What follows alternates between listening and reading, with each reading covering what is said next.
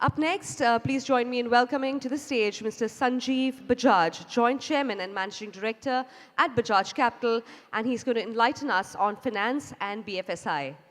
A round of applause, ladies and gentlemen, to welcome Mr. Sanjiv Bajaj to the stage.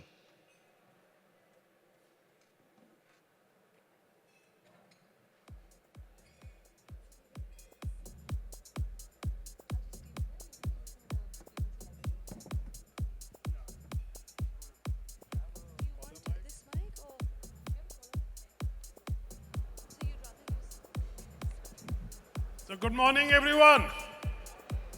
Is it morning or afternoon? It's afternoon, but in every company we say you have to be a little bit crazy to be unique. People talk about culture. What is a culture? Culture are the unique or the crazy things that you do together. And in Bajaj Capital, whenever we meet, we always say good morning. Because, there's a story behind it which I will not bore you with, but it's about giving your best whenever you are at work, whether it is morning, afternoon, evening, or night. When you talk to your customer, you talk to your colleague, or you talk to everyone, you have to be at your best. And this small craziness makes us unique. And this makes us feel that we have to give our best at every time, and this is what Dhanda First is all about. I wanted to share a little bit of my journey. When I started, everybody feels like a pretender. I mentor over 70 young entrepreneurs, and every time they open up to you, the first time they say, "Sir, I can do this, I can do that, I can achieve anything in life." And once they open up to you, they say, "This is very difficult. I can't do this, I can't do that, I cannot." But let me tell you, this happens with everybody. First time I entered the insurance business, I said, "I can't do insurance. Yeah, samajh hi nahi aa raha. I can't understand what these guys are talking about. It's such a boring industry. What are they talking about?" But eventually one day, I started living, breathing, enjoying that. Same is with wealth, same is with stockbroking, same is with every part of my business. That you start loving it.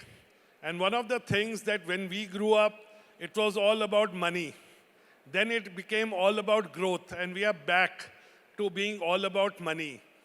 And there's a saying, very popular saying that you would have heard, that, a passion without money, passion which doesn't bring you profit, is just a hobby. And we have to be clear that are we running a business or are we running a hobby? And we have to give our best every day. Let me start with a small story that I tell, and this was told to me by my father, that there was a carpenter who was the best in the world, and he would build the most amazing houses which nobody could compare with. And the boss, who was the builder, became super rich on this guy. But this guy used to feel cheated. Yeah, look, I am doing all the work.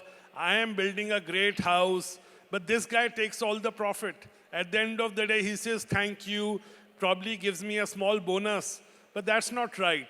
And one day his boss calls him.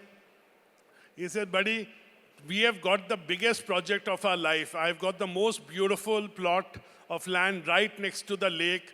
Build the most amazing house that you have built in your life, and the budget is not a constraint." But this guy had, due to his own thoughts, had made himself so negative that he said, "Look, let me make everything that can go wrong in the house, go wrong in this house. Let the water seep in, let people slip, and every mistake that can be done, which cannot be corrected, I will do it. And then my boss will realize that, he has to appreciate me. It is me who's bringing that magic." And the day he completes the house, he's feeling very proud. Okay, look, I have created something that will make him appreciate me. And the guy takes the key of the house, the boss, he says, "Thank you, buddy. You have been my best employee. And this is my best house, and this is my gift to you." So you never know what you do and how it will come back to you. So please give your best every day, put your dhanda first, and make it happen. So, again, going with my own journey, I think the best parts that I've been there is that is the ego. But ego can be negative or ego can be positive. For me, ego was that I had to do something. I took up a challenge. I said, no, this is not the way to do. 6 months into me working, I'm telling my board, this is not the way to do it. Obviously, I was the boss's son. I had the access. So my father tells me, okay, he says, take this money and go and do it. And then I realized I had the money in the pocket, but at the end of the day, when I went into the new office, there was nobody there. I had to do everything myself. And I had to do the accounting, I had to pay the salaries, I had to sweat it out, I had to sit at the counter. But that taught me being value of everything. That taught me to understand that, look, you have to talk to your customer. You cannot sell them what you want to sell. You have to sell them what they need. And that is where you have to be totally without having any, preconceived thoughts in the mind. You have to understand what they know, what they need, which is called the design thinking now. So all of you, please build your business on a design thinking. And people think that, okay, I have done it once. That's it. This is going to be for the rest of my life. Again, that's not true. Don't fall in love. I love to share the Garmin story. I don't know how many of you have seen a Garmin product. Garmin was a company that used to make these small things which used to go in the cars, which used to tell the way. And one day, something happened that killed the company in 6 months. That was the launch of iPhone. An iPhone could do it. It had the GPS. And the company's main business went out in one day. But they didn't give up. And they didn't just stick it, okay, we will fight it out with Apple. We will make this business come back.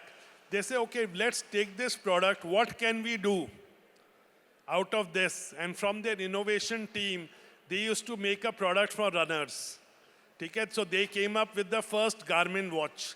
Even before the Apple Watch came out, they came up with the fitness watch where people could track their runs, could track their golfing games, do a lot of other stuff. So again, they made a comeback because they didn't love their product. But then there's something else happened. Apple Watch was launched. And one day again, the business went out. So they could have given up and they could have said, no, let us fight the luxury thing with Apple. They said, no, we can't fight Apple on the luxury. But what we can fight is choosing our audience. That we are the people who love us the most are the people who run, people who exercise. They said, okay, let us just focus on this segment. And investors told them, you're fools. This is only 2% of the market. But they said, look, do the calculation. If 2% of this market buys a $300 products every 3 years, that gives me a $9 billion revenue every year. And I can build an amazingly profitable company on that, and they have done that, and that has happened. So guys, please don't fall in love with what you have created.